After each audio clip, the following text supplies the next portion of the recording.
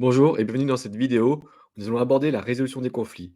Peut-être que vous êtes concerné par des situations tendues, des situations conflictuelles dans votre vie personnelle et professionnelle, et cette vidéo est faite pour vous. Nous allons voir comment. Là, les conflits vont vous gêner, vont vous prendre une charge mentale.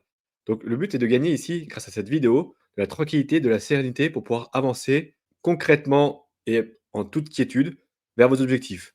Et si vous êtes ici, c'est que vous souffrez d'épuisement, vous vous sentez épuisé justement de cette situation tendue, que ce soit professionnelle ou personnelle, ou les 2. Du coup, cela vous stresse. Vous vous sentez stressé du matin au soir par rapport à des situations qui sont conflictuelles entre vous et votre entourage.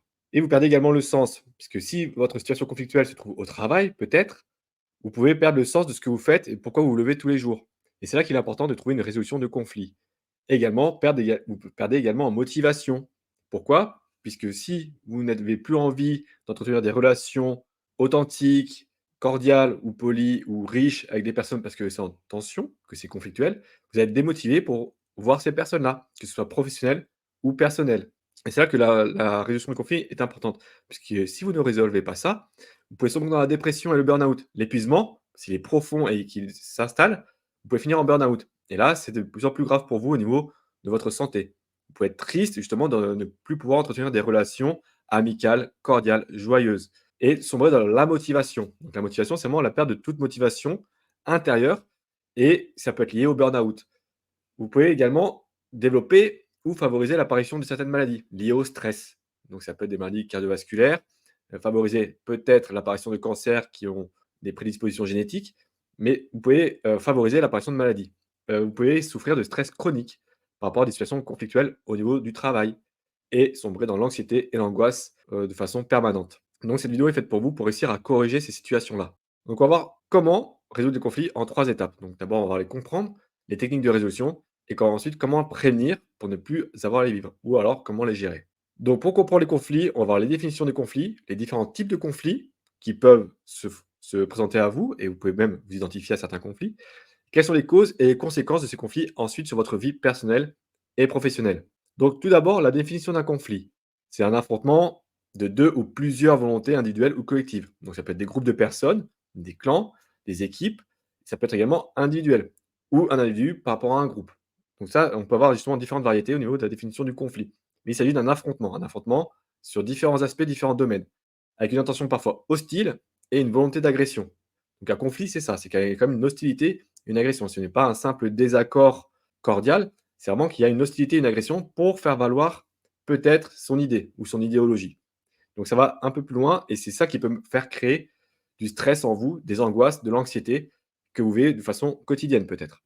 Donc les types de conflits, ce sont des conflits qui sont liés aux valeurs, donc ça peut être plus personnel ou même des valeurs de groupe, des idées, des idéologies. Donc là, les conflits idéologiques, ce sont les gros conflits qui sont à plus grande échelle et des conflits au niveau de la communication, tout simplement.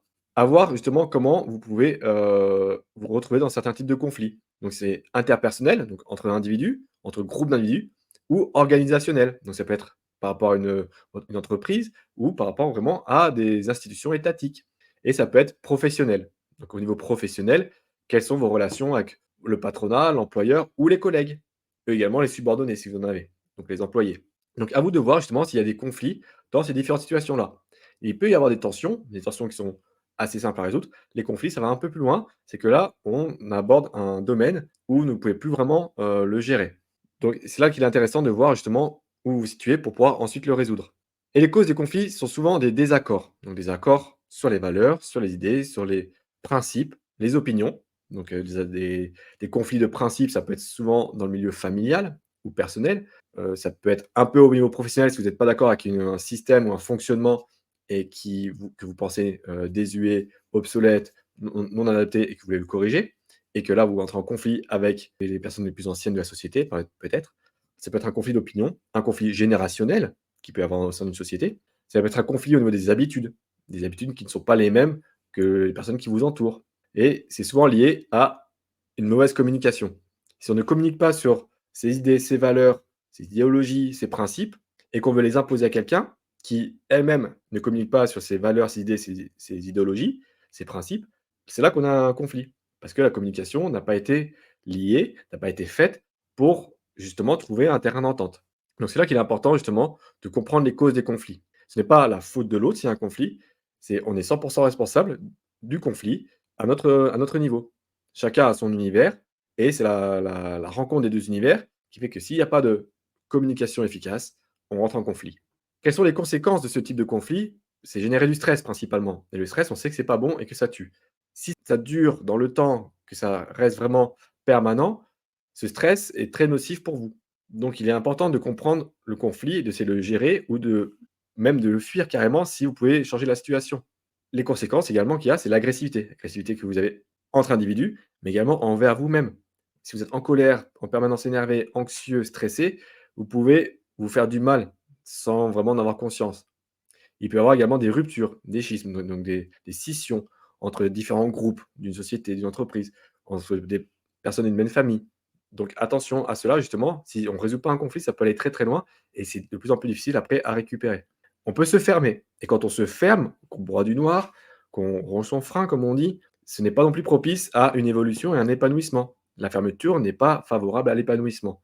Donc pour s'épanouir, il faut réussir à communiquer, il faut réussir à résoudre les conflits, avoir le moins de conflits possible pour retrouver la sérénité dans sa vie quotidienne. Et au niveau professionnel, au niveau sociétal, au niveau de l'entreprise, on peut retrouver une désorganisation. Si les conflits ne sont pas gérés, qu'il y a des clans, des groupes qui se constituent dans une entreprise, l'entreprise est totalement désorganisée et elle perd en productivité. Donc ça peut avoir des impacts et des conséquences vraiment négatives sur l'évolution d'une entreprise. Ça peut amener après à des licenciements parce que le conflit n'a pas été réglé. Donc là, on peut même perdre son travail. Donc, on va voir maintenant les techniques de résolution. Quelles sont les techniques qui vont permettre de résoudre et de gérer un conflit? On va parler de la communication non violente, donc qui a été instaurée par Marshall Rosenberg il y a quelques décennies. On va voir que c'est un nom qu'on donne à la communication non violente, mais qui a des principes qui sont relativement simples. On parle de simplicité parce que c'est ce que j'ai écrit à la fin. On revient au naturel, une communication naturelle, plus que habituelle. On va chercher en fait l'efficacité et le respect dans la communication. Donc, on va chercher vraiment à transmettre le message le plus efficace pour que l'autre comprenne, donc l'autre ou l'autre groupe comprenne le message qu'on veut faire passer, qui vient de nous, de notre ressenti. Donc on revient au jeu. Donc je ressens cela par rapport à telle action. Donc là, on n'accuse personne, il n'y a pas de reproche, parce que quand on commence une phrase par un tu avec une phrase vraiment négative, un reproche, une accusation, on va fermer la communication. Donc on revient au jeu, on s'exprime nous-mêmes. Je souffre de ça parce qu'il s'est passé ça. On revient à l'action. On exprime ses ressentis. L'ouverture des émotions, des ressentis et tout cela, ça va permettre d'avoir une relation plus authentique entre les personnes. Donc on va vraiment chercher la communication naturelle plutôt qu'habituelle. Donc il y a eu les politesses, juste cordiales parce que ce sont des habitudes d'avoir des politesses. On les met de côté et on revient à une communication naturelle. On exprime vraiment ce qu'on ressent, ce dont on a besoin, donc les vrais besoins qui ne sont pas matériels, pas temporels, qui ne dépendent pas d'un lieu ni d'une personne, donc des vrais besoins profonds, donc qui sont liés à des valeurs. Si on les exprime et que l'autre personne comprend le schéma, le fonctionnement de la communication non violente et qui arrive à les intégrer, à les reformuler pour bien montrer qu'on a compris, là, la communication sera beaucoup plus souple, plus efficace et forcément, on va faire baisser la tension s'il y a un conflit. Donc cette communication non violente permet de résoudre beaucoup de conflits si les personnes déjà sont ouvertes à ce type de communication. Mais c'est une communication qui est naturelle plutôt qu'habituelle. La méthode DESC également rejoint en parallèle la communication non violente, c'est la description, l'expression, la suggestion et les conséquences. Donc on décrit une situation, une action qui s'est passée, donc qu'une personne a pu produire, qu'un groupe a pu produire, etc. Mais on décrit l'action, donc pas la personne, mais l'action. On exprime ce qu'on ressent, ses sentiments. Donc là, c'est vraiment l'ouverture de soi, donc on revient toujours au jeu. On fait une suggestion pour une solution, un terrain d'entente, sans vouloir l'imposer. Donc c'est une suggestion, c'est une demande. Donc ce n'est pas une exigence, on suggère, pour vraiment avoir ce dialogue. Et ensuite, on explique la conséquence de la solution qu'on envisage. Voilà, donc c'est pas s'arrêter à je veux faire ci, je pense qu'on va faire ça. C'est je pense que si on fait ci, on peut avancer comme cela ensemble, peut-être. Donc ça, c'est à vous de voir après avec l'interlocuteur, les groupes, etc. Mais cette méthode, d'aller vraiment du début de l'action jusqu'aux conséquences de la solution qu'on propose, forcément, à l'autre, à l'interlocuteur, ça montre une ouverture, une possibilité. Quand on est dans un conflit, c'est qu'il n'y a pas de possibilité qu'on est fermé. Ensuite, on peut voir la médiation et la négociation. Donc, pour trouver un terrain d'entente, passer par une tierce personne, une tierce entité, qui va vraiment chercher à vous aider à trouver ce terrain d'entente, ces compromis. Une sorte de statu quo, si vraiment on n'a pas trouvé de compromis à avancer ensemble. Vraiment un statu quo, ça c'est plus dans le cadre purement professionnel. Et encore, on peut même le faire déborder dans le plan personnel, dans le cadre de divorce ou de mésentente dans une relation de couple. On peut faire une sorte de statu quo pour cesser le conflit et éviter peut-être les dommages collatéraux. Ça peut être les enfants, les collègues, et cetera. Et si on revient au travail, même dans la relation personnelle conjugale, ça peut permettre une viabilité organisationnelle. Donc comme je dis, on limite les dommages collatéraux, on maintient la productivité, on garantit peut-être la bonne éducation des enfants si ça font partie des dommages collatéraux pour la relation personnelle. Mais le statu quo peut permettre justement d'éviter cela. Le compromis, c'est de trouver un terrain d'entente, donc peut-être baisser ses exigences, l'autre aussi, pour trouver le lien de communication. Donc c'est là où la médiation et la négociation sont utiles, en passant par une tierce personne qui a un point de vue extérieur, un œil extérieur, donc une prise de recul différente, pour vraiment chercher le terrain d'entente. Et ensuite, comment prévenir et gérer ces conflits pour justement moins les vivre ou limiter l'occurrence d'apparition de ces conflits, de ces situations conflictuelles. Donc on va voir les techniques de gestion du stress, l'écoute active et surtout développer l'empathie. Donc l'empathie personnelle et également une empathie au sein d'un groupe. En technique de gestion du stress, on l'avait déjà vu plusieurs fois, il en existe plusieurs, mais elles sont souvent basées sur les mêmes principes de respiration, donc les respirations profondes, contrôlées, en conscience, donc prendre vraiment conscience du chemin que parcourt l'air dans notre corps. Contrôler cette respiration-là va faire baisser peut-être le rythme cardiaque qui du coup va vous calmer, vous apaiser. La méditation au sens large, mais il en existe de différents types, pareil, pour accueillir peut-être ce que vous ressentez, pour vous concentrer sur des mantras qui vont vous apaiser. Donc, il existe différents types de méditation. Les techniques d'optimisation du potentiel, la sophrologie, etc., sont également des techniques qui permettront de vous retrouver, de vous recentrer pour faire baisser la pression. Si vous faites déjà baisser la pression, que vous prenez du recul sur la situation qui est conflictuelle ou qui a tendance à devenir conflictuelle, l'autre en face n'aura plus d'adversaire sur qui se défouler. Et du coup, ça pourra faire baisser la pression, puisque si on n'a plus d'os à ronger, on change de stratégie. Et également, on peut retrouver d'autres techniques un peu plus physiques, telles que le yoga, pour permettre vraiment de faire baisser la pression. Et cette pression qui diminue va vous permettre de gérer les conflits, de prendre du recul. L'écoute active va vous permettre de mieux écouter et de mieux comprendre. Et quand on comprend mieux et qu'on écoute mieux l'autre et ses problèmes et ses ressentis, on peut mieux gérer. Et on peut éviter la situation conflictuelle qui s'envenime. On prend vraiment le problème à la base. Il y a une situation qui ne va pas, donc l'écoute active nécessite également que la personne en face puisse s'exprimer. Donc il faut lui montrer également qu'on offre l'espace d'ouverture et d'écoute pour que la personne s'exprime. Et si elle commence à partir sur les habitudes de communication avec des accusations et des reproches, les tu, donc les tu qui tuent comme on dit, essayez de la réorienter sans prendre pour vous, de la réorienter sur le jeu, qu'elle exprime ses ressentis par rapport à une action, donc en reprenant la méthode DESC. Et ainsi, vous pourrez mieux gérer la situation conflictuelle en reprenant les causes, les bases du problème et aller chercher le compromis. Dans l'écoute active, on parle beaucoup de la reformulation. Il est important que la personne qui écoute, pour montrer à l'autre qu'elle a été écoutée et entendue par rapport à son message, de reformuler ce qui a été dit.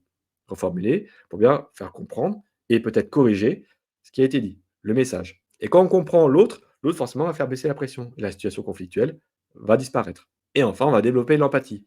Or, l'empathie, c'est vraiment pour améliorer la compréhension également de l'un et de l'autre, ses propres sentiments, ses propres émotions, mais également les émotions de l'autre.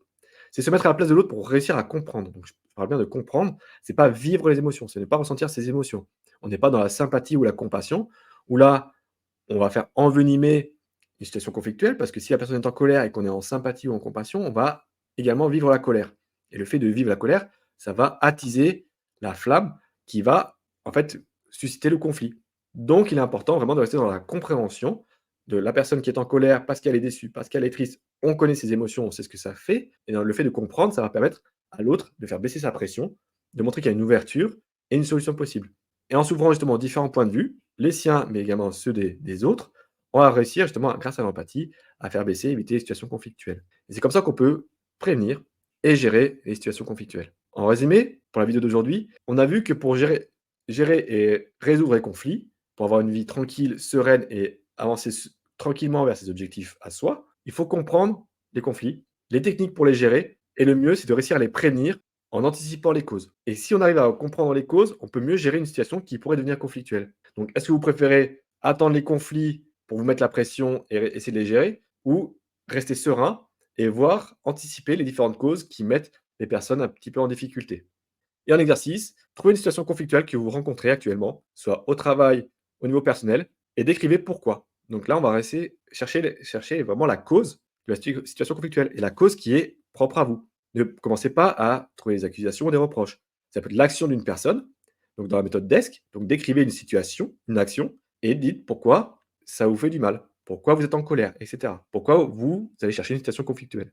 Je vous rappelle qu'il y a l'offre, spéciale printemps de Destination Bonheur, donc le programme qui va vous permettre de retrouver la joie de vivre, de vous épanouir, de gagner en leadership, de gagner vraiment en sérénité, réussir à vous affirmer en confiance, améliorer votre estime de vous-même. Donc vous créez une vie qui a du sens. Tout cela dans un programme complet en 9 modules. L'offre spéciale printemps à -50 est valable jusqu'à dimanche 26 mai, minuit. Après on reprendra le tarif standard du programme, donc Destination Bonheur. Un programme qui vous permet en 9 semaines de vous épanouir, de retrouver la joie de vivre et de vous créer votre vie qui a du sens et d'avancer vos objectifs sereinement. Donc profitez de l'offre jusqu'à dimanche 26 mai minuit. Et je vous rappelle que vous pouvez bénéficier pour les 10 premiers d'un appel coaching gratuit, un appel de 45 minutes où on va faire le point sur vos difficultés, sur vos problématiques, également sur vos objectifs, vos rêves, vos aspirations et mettre en place un plan d'action en 3 étapes, simples, efficaces et durables pour partir de votre situation actuelle et atteindre vos objectifs. Et je vous dis ciao ciao!